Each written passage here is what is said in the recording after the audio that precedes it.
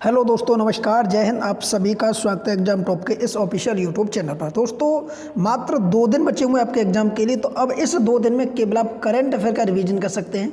और उसी क्रम में आज मैं आप सभी के लिए पिछले 8 महीने की समसामयिकी पर आधारित उन प्रश्नों को लेकर आया हूँ जहाँ से अधिक प्रश्न आपके एग्जाम में देखने को मिल सकते हैं। इस वीडियो में संपूर्ण उत्तर प्रदेश का करंट अफेयर, भारत का करंट अफेयर, दोनों का बजट होगा, सारे स्पोर्ट वगैरह होंगे, जो भी बन सकता है वो सारा का सारा मैं इस वीडियो में डिस्कस करने वाला हूं। तो वीडियो को पूरा देखें। वीडियो अच्छा लगता है तो चैनल को सब्सक्राइब अवश्य करें। इसी प्रकार की वीडियो आपको इस चैनल पर देखने को मिलती रहेंगी। इसका PDF आप हमारे टेलीग्राम ग्रुप से डाउनलोड कर लें, जिसका लिंक मैंने इस वीडियो के डिस्क्रिप्शन में ऐड कर दिया है। तो आइए मित्रों, बढ़ते हैं आज के सेशन की तरफ। सेशन अच्छा लगता है तो वीडियो को शेयर अवश्य कर दें और चैनल को सब्सक्राइब करके थोड़ा सपोर्ट बनाएं। चलिए मित्रों, बढ़ते हैं अपने पहले प्रश्न की तरफ। सबसे पहले हम बात करेंगे केंद्रीय बजट 2023-24 की। तो दोस्तों, केंद्रीय बजट 2023-24 को हमने अमृतकाल नाम दिया है। तो ये अमृतकाल का ये पहला बजट है। आपसे पूछ सकता है कि जो अभी हाल ही में बजट पेश हुआ वो अमृतकाल का कौन सा बजट है। तो ये दोस्तों पहला बजट है। ये पेश किया गया था 1 फरवरी 2023 को निर्मला सीतारमण जी के द्वारा। बजट का कुल आकार आपसे पूछ सकता है, तो आप याद रखेंगे 45,030,97 लाख करोड़ रुपए, लगभग 45,003 लाख करोड़ रुपए। आप ऐसे भी प्रश्न बन सकता है। ठीक है, इस बजट में 7 प्राथमिकताएं रखी गई हैं। ये आपके एग्जाम में पूछ सकता है कि हाल ही के बजट में कौन कौन सी प्राथमिकताएं थी या कौन सी नहीं है। तो दोस्तों, इसको सप्तऋषि बजट की प्राथमिकता दी गई है, यानी बजट में 7 प्राथमिकताएं कौन कौन सी हैं। पहली आपकी देखिए समावेशी विकास, दूसरी अंतिम छोर तक पहुंचना, तीसरी अवसंरचना व निवेश, चौथी युवा शक्ति, पांचवी आपकी क्षमता विस्तार, छठी आपकी हरित विकास और सातवीं आपकी वित्तीय क्षेत्र। तो ये इस बजट की 7 प्रमुख जो प्राथमिकताएं वो आपकी यहाँ पर हो जाएंगी। ठीक है, चलिए थोड़ा आगे बढ़ेंगे। इस बजट की थीम आपसे पूछ सकता है, तो दोस्तों याद रखेंगे इस बजट की थीम है कि अमृतकाल के लिए विजन, अर्थात सशक्त एवं समावेशी अर्थव्यवस्था। इसमें 3 बातों को विशेष का ध्यान रखा गया है। वो कौन कौन सी बातें, पहली आपको याद रखनी है, युवा वर्ग पर विशेष ध्यान देते हुए नागरिकों को अवसर दिया जाएगा। दूसरा, रोजगार सृजन में वृद्धि की जाएगी। तीसरा, कि सुदृढ़ स्थिति एवं आर्थिक परिवेश, इन तीनों पर बात की गई है। ठीक है, थोड़ा आगे बढ़ेंगे तो आप यहाँ पर देखेंगे कि पूंजीगत व्यय में लगातार बढ़ोतरी की गई है। जैसे कि आपको पता है कि पूंजीगत व्यय का लगभग 3 गुना इस बार बढ़ोतरी की गई है। अब देखिए राजकोषीय घाटा कौन से वर्ष कितना कितना रहा है, आपसे ये पूछ सकता है। तो देखिए राजकोषीय घाटा 21-22 में आपका 6.77% रहा है, 22 से 23 के बीच 6.4% रहा है, और 23-24 के बीच अगर आपका अनुमानित है तो 5.9% है। तो आपको ये तीनों राजकोषीय घाटे याद रखने हैं। फिर आपके देखिए राजस्व घाटे आपसे पूछे जा सकते हैं।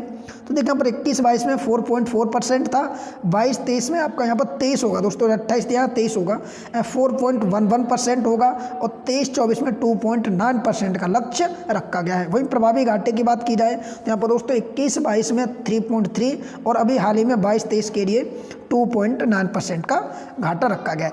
आइए बढ़ते इसी प्रकार के अगले प्रश्नों की तरफ। अब आगे आप देखेंगे तो यहाँ दिया गया कि राजकोषीय घाटा 2025-26 तक 4.5% से नीचे रहने का अनुमान प्रस्तावित किया गया है। अब देखिए प्राथमिक घाटे की बात की जाए तो 2021-22 में 3.37% रहा है। वहीं 2022 की बात की जाएगी तो 3.0%, और 23 से 24 की बात की जाए तो 2.3% प्राथमिक घाटा यहाँ पर रखा गया है। अब यहाँ से देखिए कौन कौन से आपके एग्जाम में डायरेक्ट प्रश्न आपसे बन सकते हैं। पहला तो ये बनेगा कि प्रति व्यक्ति आय 9 वर्षों में दोगुनी होकर 1.97 लाख रुपए हो गई है। दूसरा कि उज्ज्वल योजना के तहत 9.6 करोड़ LPG कनेक्शन हुए हैं। तीसरा पॉइंट याद रखेंगे, 9 वर्षों में भारत 10वें स्थान से लेकर 5वें स्थान पर आ गया है इकोनॉमी के मामले में, यानी वर्ल्ड की सबसे 5वें नंबर की इकोनॉमी बन गया है। आगे आप याद रखेंगे 2200 करोड़ रुपए बजट के आत्मनिर्भर स्वच्छ पादप कार्यक्रम के लिए प्रस्तावित किए गए हैं। PM आवास योजना के लिए 66% बजट बढ़ाकर 79,569 करोड़ रुपए कर दिया गया है। वही रेलवे की बात की जाए तो रेलवे के लिए 2.40 लाख करोड़ रुपए की पूंजी इसमें प्रस्तावित थी। जहाँ आप देखेंगे 13-14 से लेकर, तो इसमें 9 गुने की वृद्धि की गई अब तक। ठीक है, आगे आप देखेंगे 30 स्किल इंडिया इंटरनेशनल सेंटर की स्थापना की जाएगी। इसी बजट में इसका प्रावधान है। आपसे पूछ सकता है कि हाल ही के बजट में कितने स्किल इंडिया सेंटर स्थापित किए जाएंगे, तो 30 किए जाएंगे। ठीक है, आगे देखेंगे, भारत को मिलेट का वैश्विक केंद्र बनाना, भारत में मोटे अनाजों को अब फ्री अन्न की पहचान दिलाना। तो आप दोस्तों कमेंट करके बताएंगे कि बाजरा दिवस किस तिथि को मनाया जा सकता है। हो सकता है आपका एग्जाम में पूछ सकता है, तो आप बताएं बाजरा दिवस किस तिथि को मनाया जाता है। आगे देखिए एक प्रश्न दिया गया कि हैदराबाद स्थित भारतीय मिलेट अनुसंधान संस्थान को उत्कृष्टता केंद्र के रूप में बढ़ावा दिया जाएगा और कृषि के क्षेत्र में ऋण दिया जाएगा और 20 लाख करोड़ रुपए कर दिया जाएगा। इसी बीच अगला प्रश्न है कि अवसंरचना में निजी निवेश के अवसरों को बढ़ाने के लिए नया सचिवालय अवसंरचना वित्त सचिवालय स्थापित करेगा। तो ये सारे वो फैक्ट हैं जो आपके एग्जाम में देखने को यहाँ से मिल सकते हैं। ठीक है, जो जो इंपॉर्टेंट फैक्ट होंगे मैंने सारे यहाँ पर ऐड कर रखे हैं। अगला के शिक्षकों के प्रशिक्षण के लिए सर्वोत्कृष्ट संस्थान के रूप में जिला शिक्षा व प्रशिक्षण संस्थान विकसित होंगे। तो आपसे पूछ सकता है किस किस का निर्माण किया जाएगा, जिला शिक्षा व प्रशिक्षण संस्थान। इसी बीच एक प्रश्न और बन सकता है कि एक राष्ट्रीय डिजिटल बाल एवं जो किशोर पुस्तकालय उनकी स्थापना की जाएगी। ये सारी चीज़ें बजट में की गई हैं। आगे आप देखेंगे पुरातन अभिलेखों के डिजिटलीकरण के लिए भारत फ्री शेपर्ड रिपोजिटरी इंटरफ्रिक्शन की स्थापना करेगा। इसी में एक आपका देखिए यहाँ पर आप देख सकते हैं दिया गया कि केंद्रीय द्वारा संस्थान केंद्र की स्थापना की जाएगी। महिला सम्मान बचत पर महिलाओं को हेतु 2 लाख रुपए की राशि प्रदान की जाएगी। तो ये सारी की सारी वो बातें जो आपके एग्जाम में पूछी जा सकती हैं। ठीक है, यहाँ से हमारे एग्जाम में इतनी ज़्यादा इंपॉर्टेंट चीज़ नहीं बनेगी। अब देखिए यहाँ से जो इंपॉर्टेंट होगी वो सारी चीज़ें मैं आपके डिस्कस करूँगा। मिष्टी तटरेखा के साथ में मैंग्रोव पौधारोपण होंगे। ठीक है, गोवर्धन स्कीम के तहत 500 नए अवशिष्ट से ईंधन संयंत्र बनाए जाएंगे। राज्यों को 50 वर्षों में ब्याज मुक्त कराया जाएगा। ये सारी की सारी बातें आपके दोस्तों बजट में की गई है। ठीक है, इधर हम बढ़ेंगे आयकर की तरफ। तो यहाँ पर देखेंगे नई कर व्यवस्था में आयकर सीमा 5 लाख से बढ़ाकर कितनी कर दी गई है, तो 7 लाख रुपए कर दी गई। यानी आयकर में जो छूट प्रदान की जाएगी अब 7 लाख रुपए तक की जाएगी। थोड़ा आगे बढ़ेंगे तो आप देखेंगे फ्लेगों की संख्या घटाकर 6 से 5 कर दी गई है और छूट सीमा 3 लाख रुपए तक की कर दी गई है। ठीक है, तो इस तरीके से यहाँ पर दिया गया है वो पूरा बजट से 15 से ज़्यादा % पर 15 लाख रुपए यहाँ पर सारी चीज़ें दी गई है। अब यहाँ पर देखिए क्या क्या प्रश्न बन सकता है। 5 करोड़ से अधिक की आय पर उच्चतम अधिभार दर 37% से घटाकर 25% कर दी गई है। अतः अब अधिकतम व्यक्तिगत आयकर दर 39 तक की कटौती करेंगे। तो ये सारे फैक्ट आपको याद रखने हैं। ठीक है, इसी बीच आगे आप देखेंगे वस्त्रों व कृषि को छोड़कर वैश्विक सीमा शुल्क दरों की संख्या 21 से घटाकर 13 कर दी गई है। ठीक है, याद रखेंगे। पूंजीगत निवेश परिपक्व में 33.4% की वृद्धि के साथ इसे 10 लाख करोड़ रुपए किया जा रहा है। GDP का 3.3%। आगे एसटी के उन्नयन के लिए PMPVGT विकास मिशन चालू किया जाएगा। ठीक है, ये आपको सारे याद रखने हैं, ये मंत्रालय के माध्यम से। थोड़ा आगे बढ़ेंगे, ये फैक्ट देखिए बहुत इंपॉर्टेंट है कि प्रमुख योजनाओं के लिए कितना कितना इस बार बजट प्रस्तावित किया गया। जैसे सबसे पहले हम बात करेंगे PM आवास योजना के लिए। तो दोस्तों सबसे ज़्यादा आप देख पा रहे होंगे PM आवास योजना में कितना 79,590 करोड़ रुपए का आवंटन किया गया। वहीं जल जीवन मिशन में 70,000 करोड़ का आवंटन किया गया। मनरेगा के अंतर्गत आप देखेंगे तो दोस्तों इसमें 60,000 प्लस PM किसान को भी इसमें जोड़ दिया जाए तो 60,000 वो हो जाएगा। ठीक है, अगर राष्ट्रीय शिक्षा मिशन की बात की जाएगी तो 38,553 करोड़ रुपए। वहीं अगर बात की जाए यहाँ पर मनरेगा में तो 22-23 की अगर बात की जाए तो यहाँ पर 89,400 करोड़ रुपए का आवंटन किया गया था। किसानों को प्राकृतिक कृषि अपनाने के लिए सहयोग हेतु 10,000 वायु झपूर संसाधन केंद्रों की भी स्थापना की जाएगी। तो ये जो 4 मैंने यहाँ पर योजना आपको बताइए, चारों के चारों आप रट के जाने। यहाँ से आपसे पूछ सकता है कि किस योजना के लिए बजट में कितना जो धन था वो दिया गया है। ठीक है, थोड़ा आगे बढ़ेंगे तो आप देखिए उपलब्धियों की बात की गई है। स्वच्छ भारत मिशन के तहत 11.7 करोड़ रुपए घरेलू शौचालय बनाए गए। ठीक है, उज्ज्वल योजना के तहत 9.6 करोड़ रुपए LPG कनेक्शन दिए गए। 102 करोड़ व्यक्तियों को 220 करोड़ कोविड टीके लगाए गए। ठीक है, 47.9 करोड़ PM जनधन खाते खोले गए। ग्रामीण घरों को 9 करोड़ पेयजल कनेक्शन दिए गए हैं। ये सारे के सारे हम कार्य कर चुके हैं। ठीक है, थोड़ा आगे बढ़ेंगे तो आप देखेंगे रक्षा बजट कुल बजट का 13.18% है। तो ये भी आपसे पूछ सकता है कि रक्षा बजट कुल बजट का कितना है, 13.18% होगा। आगे बढ़ेंगे अगले प्रश्न की तरफ। ये सारे फैक्ट आपके एग्जाम के लिए मोस्ट इंपोर्टेंट हैं कि सावरेन ग्रीन बॉन्ड फ्रेमवर्क नवंबर 2022 में जारी किया गया। आपसे पूछ सकता है। अगला प्रश्न है कि 2030 तक कम से कम 5 मिलियन ट्रिलियन टन की वार्षिक हरित हाइड्रोजन उत्पादन क्षमता विकसित की जाएगी। अब यहाँ पर आप देखेंगे इसी से संबंधित है कि राष्ट्रीय हरित हाइड्रोजन मिशन 2030 तक जीवाश्म ईंधन के आपात में 1 लाख करोड़ रुपए से अधिक की संचयी कटौती और 6 लाख रोजगार दिए जाएंगे। ठीक है, इसी में आपसे पूछ सकता है कि अक्टूबर 2022 तक अधिस्थापित सौर ऊर्जा क्षमता कितनी है, तो 1.6 गीगावाट है। वहीं भारत मोबाइल फोन का विश्व में दूसरा सबसे बड़ा निर्माता बन गया है। हेडसेट उत्पादन में 6 करोड़ 2015 से लेकर और अभी वर्तमान में 29 करोड़ रुपए तक हो गया है। ठीक है, वहीं अगर यहाँ पर बात की जाए भारत में कुल टेलीकॉम सब्सक्राइबर की संख्या तो 117 करोड़ रुपए हो चुकी, 117 करोड़ यहाँ पर हो चुकी है। अब हम बात करेंगे आर्थिक सर्वेक्षण 2030 की, तो पहली बार 1950-51 में बजट के साथ 1964 से लागू किया गया था, एक दिन पूर्व किया जाता था ये बजट से पहले। ठीक है, आपसे पूछ सकता है कि आर्थिक सर्वेक्षण कब लागू आता है, तो दोस्तों जब बजट पेश होता है उससे एक दिन पहले आपका क्या हो जाता है, आर्थिक सर्वेक्षण लागू होता है और 1964 से प्रारंभ किया गया है। ठीक है, अब आपसे पूछ सकता है कि वित्त मंत्री के मुख्य आर्थिक सलाहकार के मार्गदर्शन में आर्थिक मामलों के विभाग की आर्थिक विभाग द्वारा किया जाता है। वर्तमान में मुख्य आर्थिक जो सलाहकार हैं वो आपके अनंत नागेश्वरम है। ये आपसे पूछ सकता है कि वर्तमान में वित्त विभाग के आर्थिक सलाहकार कौन है, तो अनंत नागेश्वर है। 31 जनवरी 2023 को वित्त मंत्री, याद रखेंगे, निर्मला सीतारमण द्वारा ये प्रस्तुत किया गया था। थीम थी इसकी मध्यविधि स्थित, आशावादी तथा विश्वसनीय, तो ये इसकी थीम थी। अब यहाँ पर आप देखेंगे राजकोषीय घाटा कितना रहा, तो ये सारी चीज़ें हम ऊपर डिस्कस कर चुके हैं। देखिए विदेशी मुद्रा भंडार की अगर बात की जाएगी तो दोस्तों विदेशी मुद्रा भंडार में हमारा जो भारत है वो आपके 563 बिलियन डॉलर के साथ छठे स्थान पर है। छठे स्थान पर, पहले स्थान पर चीन, दूसरे स्थान पर जापान और तीसरे स्थान पर स्विट्जरलैंड है।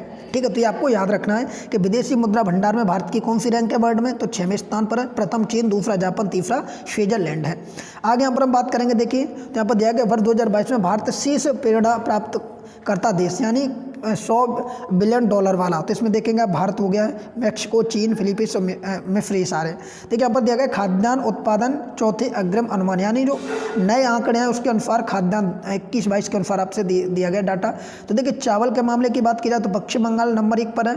ठीक है, गेहूं की बात की जाए तो उत्तर प्रदेश नंबर 1 पर है दोस्तों, दूसरा मध्य प्रदेश, तीसरा पंजाब। मक्का की बात की जाए तो कर्नाटक नंबर 1, मध्य प्रदेश दूसरे नंबर पर है और महाराष्ट्र आपके तीसरे नंबर पर। मोटे अनाज की बात की जाए तो कर्नाटक आपका नंबर 1, राजस्थान नंबर 2 पर है।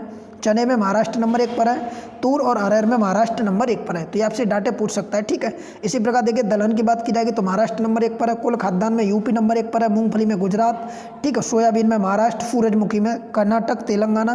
तो ये डाटा मैं आपको टेलीग्राम पर शेयर कर दूंगा, वहाँ से इसको पढ़ लेना। ठीक है, तो इंपॉर्टेंट चीज़ें मैं आपको वहाँ पर डिस्कस करता चला।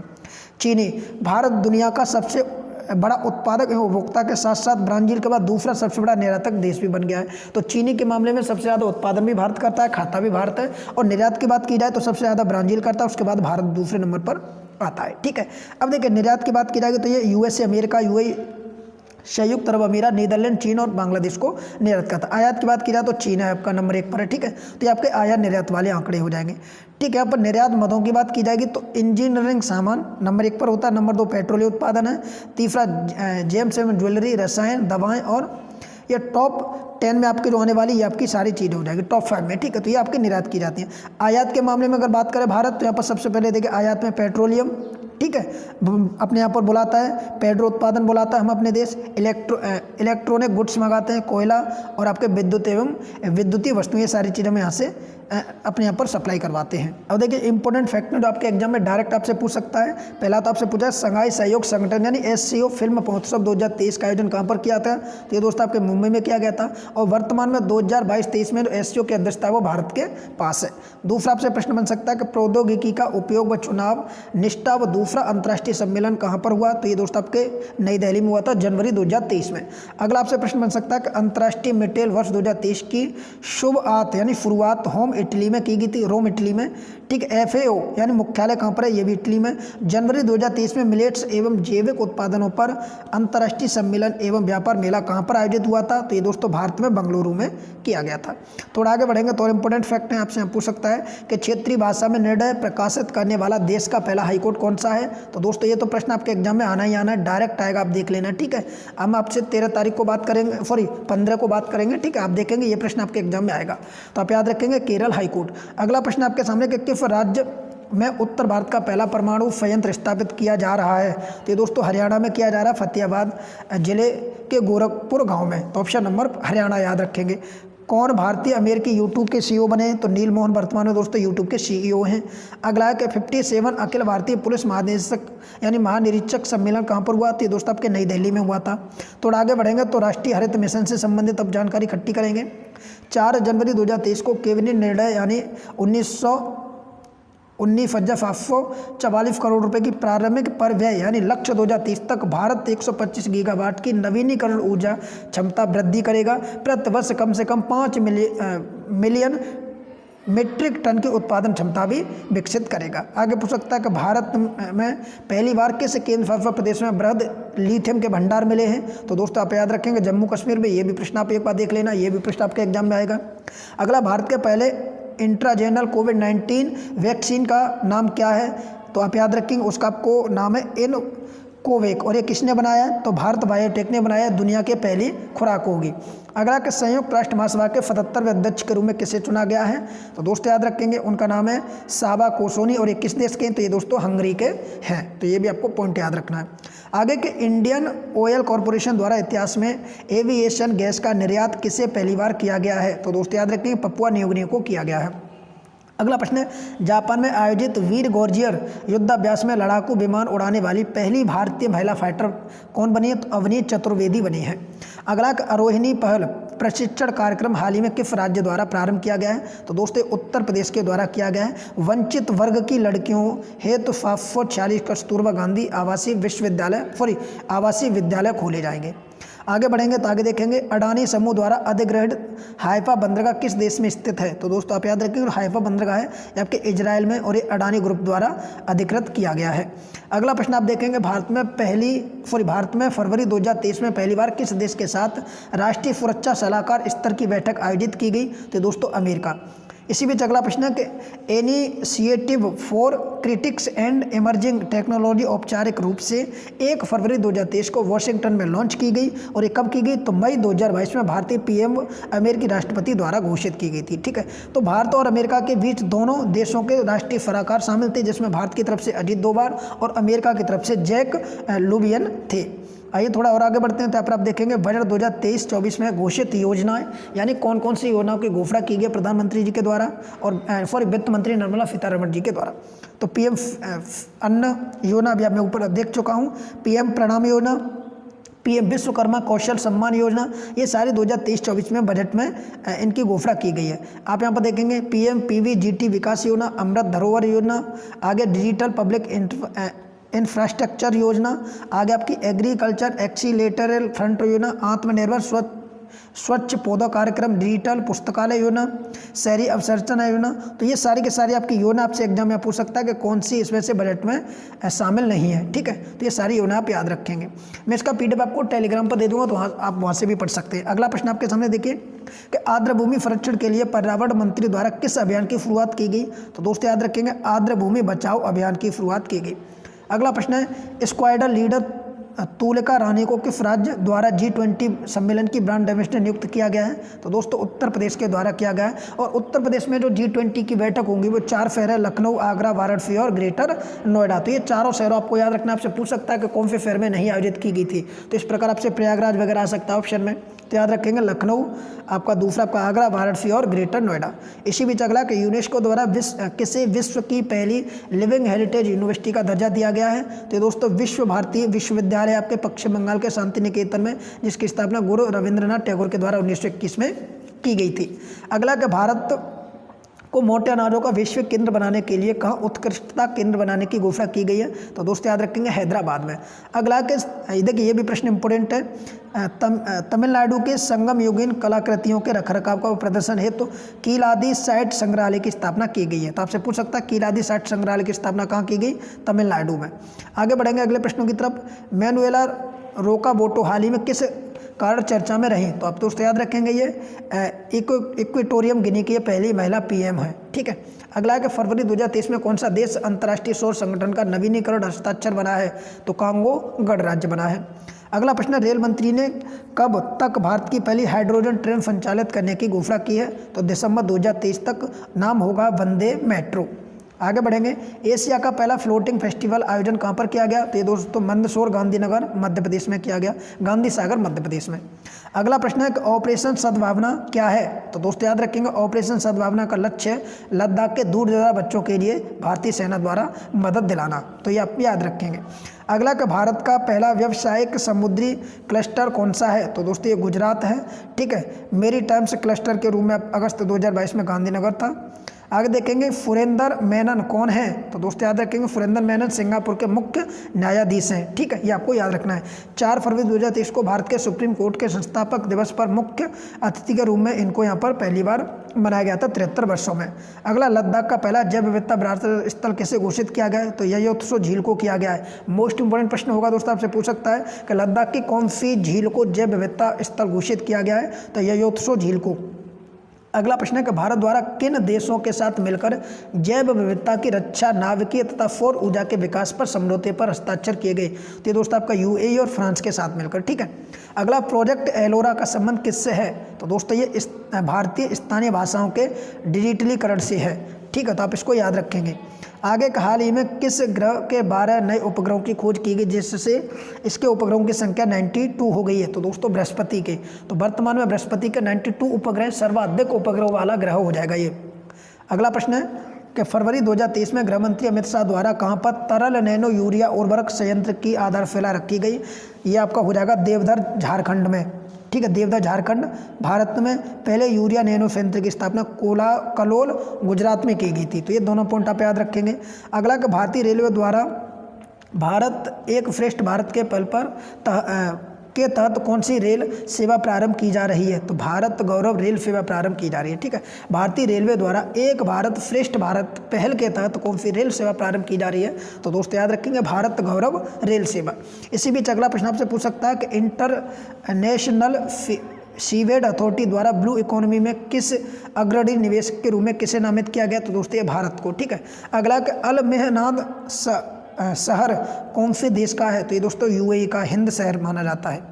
अगला कि सीजियम 135 कैप्सूल ऑस्ट्रेलिया में खोने के कारण चर्चा में क्या रहा? तो आप याद रखेंगे दोस्तों, यहाँ पर पूछा गया है कि सीजियम 137 कैप्सूल ऑस्ट्रेलिया में खोने के कारण चर्चा में रहा, बाद में खोन लिया। पता नहीं दोस्तों क्या बनना, कुछ गड़बड़ लग रहा है, ठीक है, तो आप इसे छोड़ सकते हैं। आगे बढ़ेंगे, यहाँ पर देखेंगे पीएम मोदी जी के द्वारा दक्षिण भारत की पहली औद्योगिक कॉरिडोर परियोजना की आधारशिला कहाँ पर रखी गई? तो दोस्तों आपके ये कर्नाटक में रखी गई थी, ठीक है। अगला, वित्त वर्ष 2021-22 में भारत की में सर्वाधिक विदेशी आवरण प्रेषण किस देश का है? तो ये दोस्तों ये अमेरिका का है। फ्री म्यूनिसिपल बांड जारी करने वाला देश का पहला शहर कौन सा है? तो दोस्तों ये गाजियाबाद हो जाएगा। अगला कि ग्रीन बांड जारी करने वाला देश का पहला नगरीय निकाय कौन सा है? तो दोस्तों इंदौर हो जाएगा। इस प्रकार इंदौर में राष्ट्रीय स्तर पर दूसरा ग्रीन बांड जारी किया गया, ठीक है। 8 फरवरी 2023 को आरबीआई रेपो दर कितनी है? तो 0.25% को बढ़ाकर 6.5 पिछले माह में की गई थी 6% से, ठीक है। आगे देखें, भारत में पहली बार अंतर्राष्ट्रीय यूपीआई भुगतान सेवा प्रारंभ करने की घोषणा किस भुगतान ऐप द्वारा की गई है? तो फ़ोनपे के द्वारा की गई है, ठीक है। इंपॉर्टेंट क्वेश्चन हो जाएगा फ़ोनपे।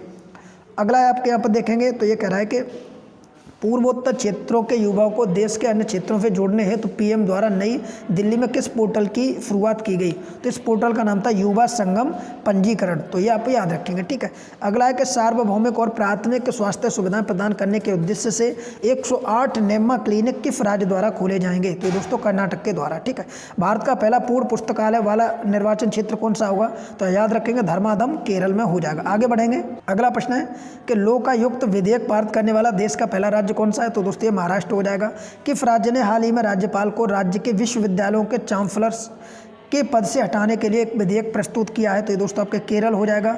अगला कि किस देश ने शांति सैनिकों के खिलाफ अपराधों के लिए जवाबदेही को बढ़ावा देने के लिए ग्रुप ऑफ फ्रेंड्स लॉन्च किया है? तो ये दोस्तों आपका भारत हो जाएगा। अगला प्रश्न है कि किस भारतीय पहल को जैव विविधता पर सम्मेलन के COP15 द्वारा मान्यता प्रदान की गई? तो नमामि गंगे योजना को। थोड़ा आगे बढ़ेंगे तो आगे आप और देखेंगे, IBCA यानी इंटरनेशनल बिग कैट अलायंस का प्रस्ताव किस देश ने दिया? तो ये दोस्तों आपके भारत ने दिया है।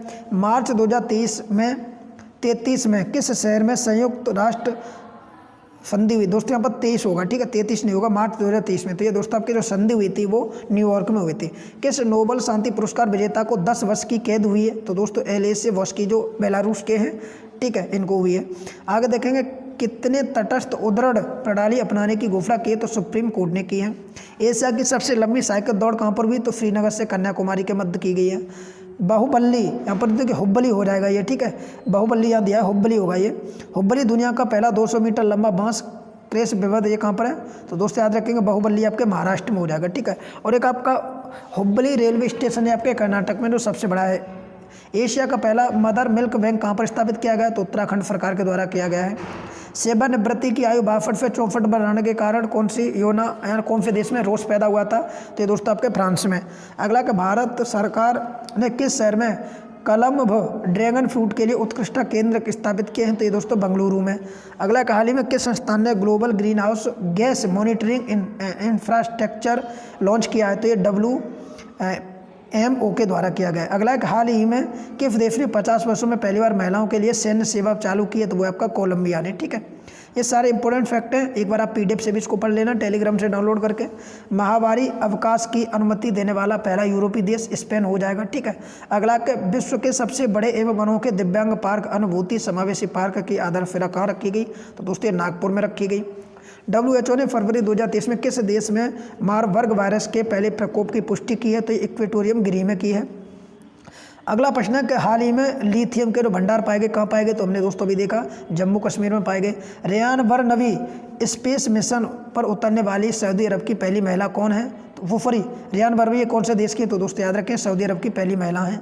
अगला कि भारत की पहली इलेक्ट्रॉनिक AC डबल डेक्कन बस कहाँ चलाई गई? तो ये दोस्तों मुंबई में चलाई गई है। अगला प्रश्न है कि PM मोदी द्वारा देश के सबसे बड़े हेलीकॉप्टर निर्माण संयंत्र का उद्घाटन कहाँ किया है? तो तुमकुरू कर्नाटक में किया गया है। अगला प्रश्न है कि प्रेम योजना के तहत कौन सा राज्य इलेक्ट्रॉनिक वाहन खरीदने वाला पहला राज्य बना है? तो महाराष्ट्र बना है। कलसा बंदूरी पेयजल योजना कर्नाटक से संबंधित है। महादई नदी के जल को मालप्रभा नदी से जोड़ेगी, ठीक है। अगला प्रज्वला चैलेंज कैसे है? तो ग्रामीण मंत्रालय द्वारा संबंधित है ये। उड़ीसा के किस पहल को संयुक्त राष्ट्र वर्ल्ड हैबिटेट अवार्ड 2023 से सम्मानित किया गया? तो ये जागा मिशन को किया गया, ठीक है, याद रखेंगे जागा मिशन। अगला भारत की पहली हरित हाइड्रोजन सम्मिलित परियोजना NTPC द्वारा कहाँ पर शुरू की जाएगी? तो ये गुजरात में। अगला के बेली सस्पेंसर ब्रिज कहाँ पर है? तो चिनाब नदी पर है। आगे बढ़ेंगे, भारत की पूरी तरीके से डिजिटल बैंकिंग वाला पहला राज्य कौन सा है? तो केरल हो जाएगा। PM मोदी द्वारा किस राज्य में डॉक्टर श्यामा प्रसाद मुखर्जी राष्ट्रीय जल स्वच्छता संस्थान का उद्घाटन किया गया? तो पश्चिम बंगाल में। अगला भूजल पर संयुक्त राष्ट्र जल शिखर सम्मेलन की जो बैठक है वो कहाँ पर होगी? पेरिस में होगी। अब अगला प्रश्न है कि अपना जलवायु परिवर्तन मिशन आरंभ करने वाला देश का पहला राज्य कौन सा है? तो दोस्तों तमिलनाडु बना है। सारे के सारे फैक्ट आपके एग्जाम के लिए मोस्ट इंपोर्टेंट हैं। अगला है कि भारत हरित ऊर्जा भंडार सक्षम सैंड बैटरी स्थापित करेगा फिनलैंड के सहयोग से। अगला है कि ओशन वेव एनर्जी कन्वर्टर समुद्री तरंगों में बिजली पैदा करने वाले सिंधुजा 1 विकसित किया है IIT मद्रास के द्वारा। अगला कि भारत पहली बार नौसेना दिवस राजधानी से बाहर मना रहा है? तो विशाखापट्टनम में।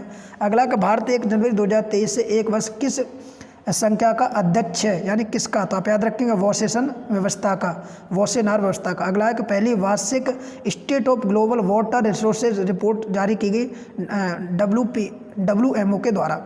इसी बीच अगला है कि किस राज्य ने दिव्यांगों के लिए अलग विभाग का गठन करने का भारत का पहला राज्य बना है? तो दोस्तों आपको हो जाएगा महाराष्ट्र, ठीक है, पहला राज्य जिसने विकलांगों के लिए अलग विभाग की स्थापना की है। वंदे भारत एक्सप्रेस वे चलाने वाली पहली महिला पायलट कौन है? सुरेखा यादव। भारत का पहला गोल्ड ATM दुनिया का पहला रियल टाइम गोल्ड ATM बना है, यह कहाँ पर लाया गया? हैदराबाद में। आगे बढ़ेंगे, इसी प्रकार और प्रश्न है कि राज्यसभा के इतिहास में संसद के उपसभापति के पैनल में शामिल होने वाली पहली मनोनीत कौन है? तो PT उषा हो जाएंगे। सतत खेती हेतु मृदा स्वास्थ्य प्रबंधन पर राष्ट्रीय सम्मेलन 2022 में नई दिल्ली में हुआ। विदेशों में प्रवासी कामगारों से $100 अरब का प्रेषण प्राप्त करने वाला दुनिया का पहला देश भारत बना, ठीक है, हम ऊपर देख चुके थे। आगे दे रहा है कि लोअर मोदी व काबेली B1 विद्युत परियोजना कहाँ पर है? तो दोस्त आपके नेपाल में है। अगला ISA के एक तारे का नाम हाल ही में किस भारतीय नेता के नाम पर रखा गया है? तो अटल बिहारी वाजपेयी के नाम पर रखा गया है। किसान ड्रोन के लिए DGCA द्वारा दोहरा प्रमाणन प्राप्त करने वाली पहली ड्रोन कंपनी कौन सी, तो गरुड़ एरोस्पेस होगी है। अगला, किस देश के पूर्व राष्ट्रपति अब्दुल्ला यामीन को 11 वर्ष की कैद हुई है, तो ये दोस्तों मालदीव के हैं। और आपको पता है हाल ही में पाकिस्तान के प्रधानमंत्री को भी जेल हुई है, गिरफ्तार किया गया है। अगला प्रश्न, भारतीय रेलवे द्वारा भारत की सबसे बड़ी एक्सेप सुरंग का निर्माण किस केंद्र शासित प्रदेश में किया गया, तो जम्मू कश्मीर में।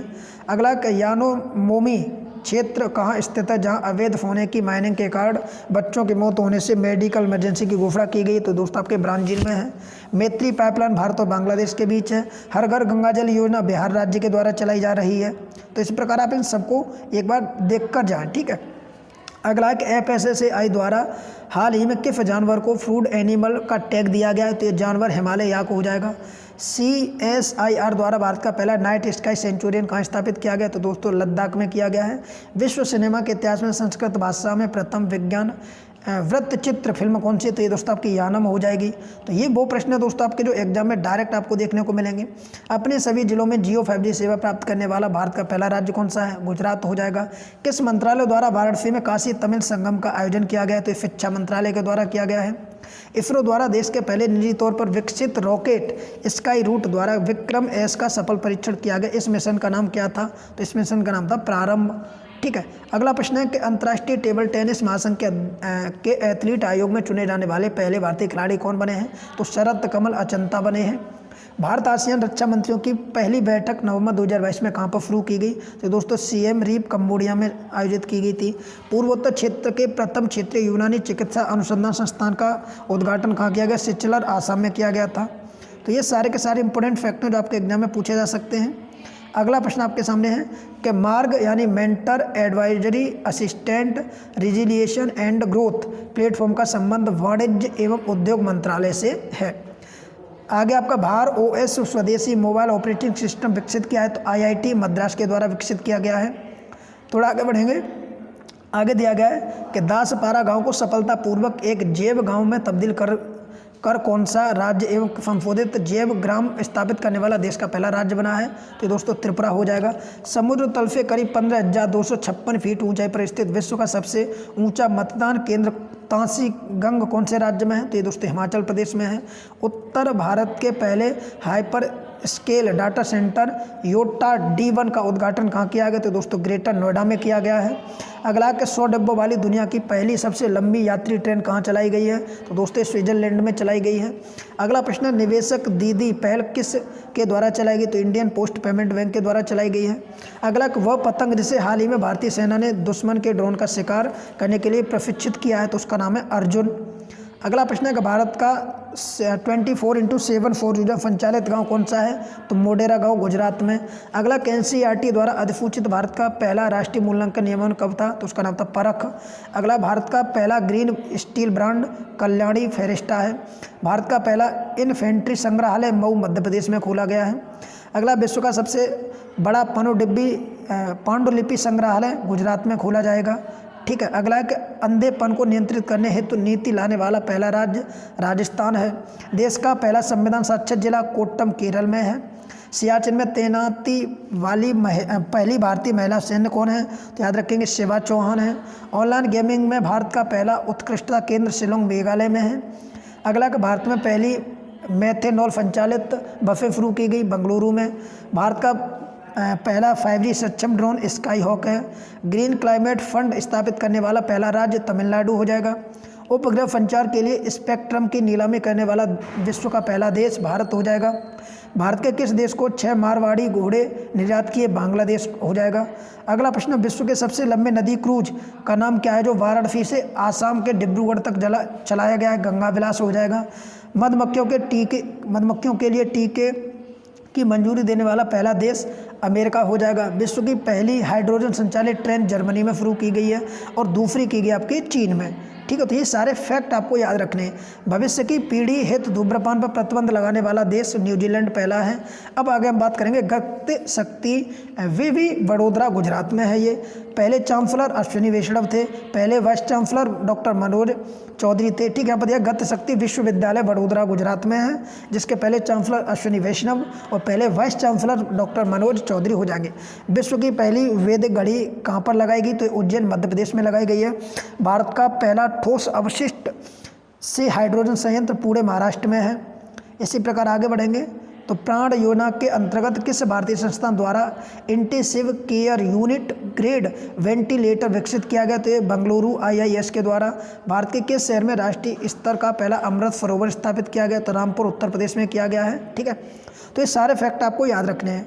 भारत सरकार ने विश्व बैंक के साथ एक green national highway corridor project पर हस्ताक्षर किए। लगभग 781 किलोमीटर के किन 4 राज्यों से होकर गुजरेगा? तो हिमाचल, राजस्थान, उत्तर प्रदेश और आंध्र प्रदेश। तो ये आपको याद रखना है कि हाईवे कॉरिडोर प्रोजेक्ट कौन कौन से राज्यों से गुजरेगा। अगला कि कहाँ पर मंदिर अनुष्ठान हेतु रोबोट हाथी या सफाई हेतु रोबोट स्पेजर का उपयोग किया गया? तो त्रिशूल केरल में किया गया है। पूर्वोत्तर में पहले संपीड़ित बायोगैस संयंत्र का अनावरण किया गया, तो ये डोमोरा पठान कामरूप आसाम में किया गया है।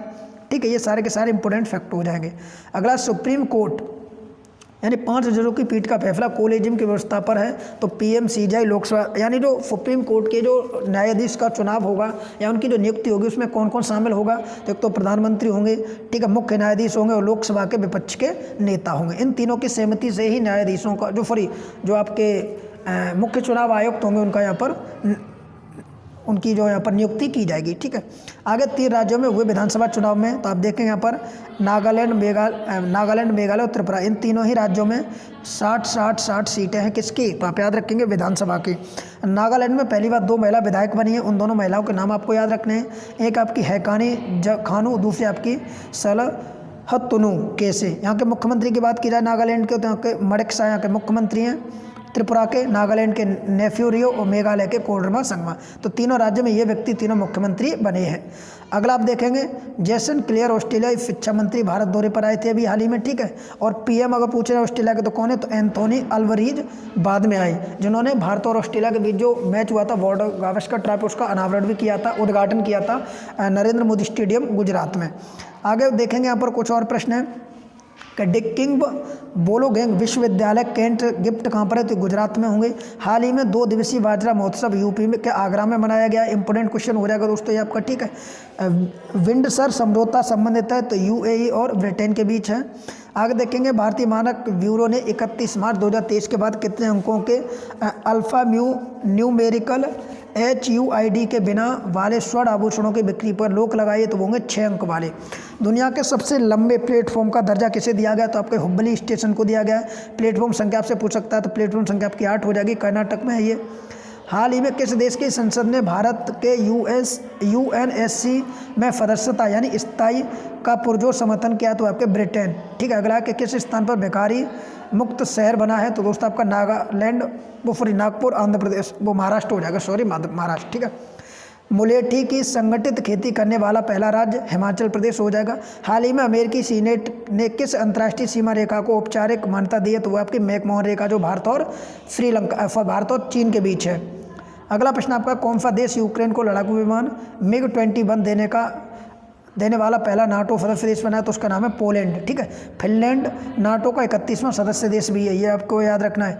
टाइम्स पत्रिका के 2023 में विश्व के महान गंतव्य स्थलों की सूची में 2 भारतीय स्थल जोड़े गए हैं, एक तो मयूरभंज उड़ीसा में और एक दूसरा आपका लद्दाख। हाल ही में कहाँ पर संयुक्त राष्ट्र जल सम्मेलन आयोजित किया गया? तो दोस्तों आपके न्यूयॉर्क में। हाल ही में किसके द्वारा भारत का पहला रक्षा क्षेत्र हेतु चौपाया रोबोट व एस्कोल, ये तो अभी हमने ऊपर देखा था। ठीक है, ये क्वेश्चन हमने ऊपर देखा था। अगला आप यहाँ पर देखेंगे हाल ही में कौन केरल राज्य की पहली ट्रांसजेंडर वकील बनी है? तो उनका नाम है पद्म लक्ष्मी। अगला हाल ही में कौन ऑर्डर ऑफ ऑस्ट्रेलिया हेतु नियुक्त किया गया? तो आपके रतन टाटा। स्वास्थ्य का अधिकार विधेयक पारित करने वाला देश का पहला राज्य राजस्थान हो जाएगा। Call before do Meg PM द्वारा लॉन्च किया गया एप्लीकेशन है ये। ठीक है, आगे थोड़ा बढ़ेंगे तो यहाँ पर आप देखेंगे कुछ और फैक्ट है दोस्तों आपके सामने। अगला प्रश्न है कहाँ पर एशिया के सबसे बड़े 4 मीटर अंतर्राष्ट्रीय लिक्विड मिरर टेलीस्कोप का उद्घाटन किया गया? तो देवस्थली उत्तराखंड में किया गया था। प्रधानमंत्री द्वारा कहाँ पर पैसेंजर रोपवे की आधारशिला रखी गई थी? दोस्तों आपकी वाराणसी में रखी गई थी। अगला प्रश्न पूर्वोत्तर का पहला तितली पार्क त्रिपुरा में खोला गया था। ठीक है, जिसका नाम था त्रिफना वन्यजीव अभ्यारण्य बांग्लादेश सीमा पर। अगला गंधर्मधम पर्वत उड़ीसा जैव विविधता स्थल घोषित किया गया है। NGT ने किस राज्य पर रामसर सुरक्षा के विफल होने पर 10 करोड़ रुपए का जुर्माना लाया? तो ये दोस्तों केरल हो जाएगा। वन वेब इंडिया मिशन चरण 1 में 36 उपग्रह लॉन्च किए गए हैं। आगे चरण 2 में 36 उपग्रह किए जाएंगे लॉन्च। ठीक है। अगला प्रश्न है कि अरावली हरित दीवार परियोजना, ये आप याद रखें, पर्यावरण मंत्रालय द्वारा गुरुग्राम में शुरू की गई है। ठीक है। अरावली के पास 5 किलोमीटर बफर क्षेत्र घोषित किया गया है। इसी बीच बढ़ेंगे अगले प्रश्नों की तरफ। यहाँ पर देखिए कुछ भारत के प्रमुख पदाधिकारी हैं जो आपके एग्जाम में पूछे जा सकते हैं।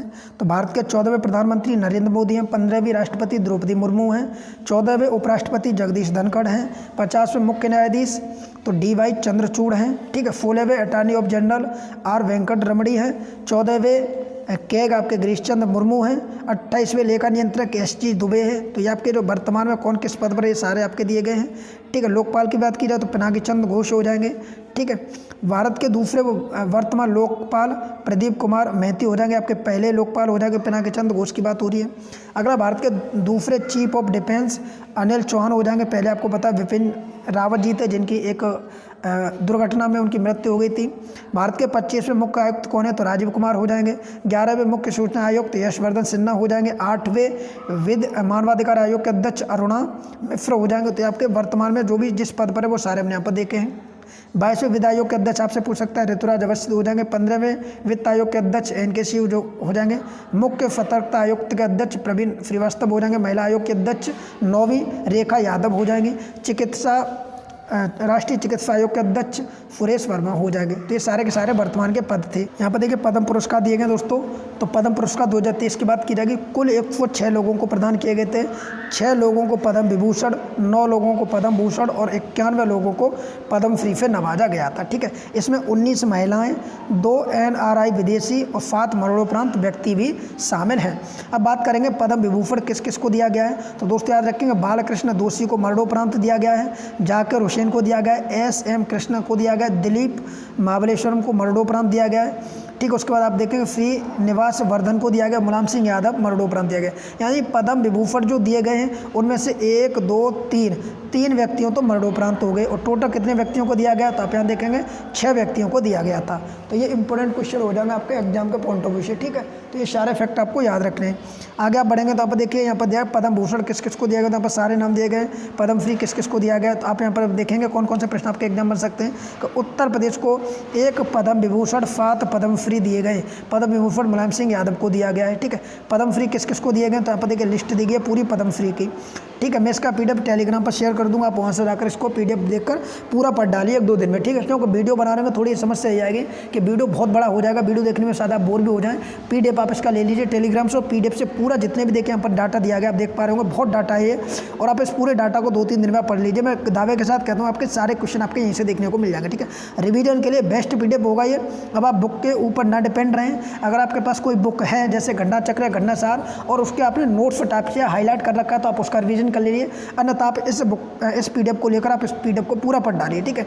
बहुत इंपॉर्टेंट PDF है दोस्तों। ठीक है। टेलीग्राम डाउनलोड कर लीजिए, वहाँ पर मेरा लिंक आपको दिया गया इस वीडियो के डिस्क्रिप्शन में, वहाँ से आप ज्वाइन कर लीजिए। नहीं तो आप एग्जाम टॉप ऑफिशियल सर्च करोगे तब भी आपको मिल जाएगा। Thank you. जय हिंद, जय भारत।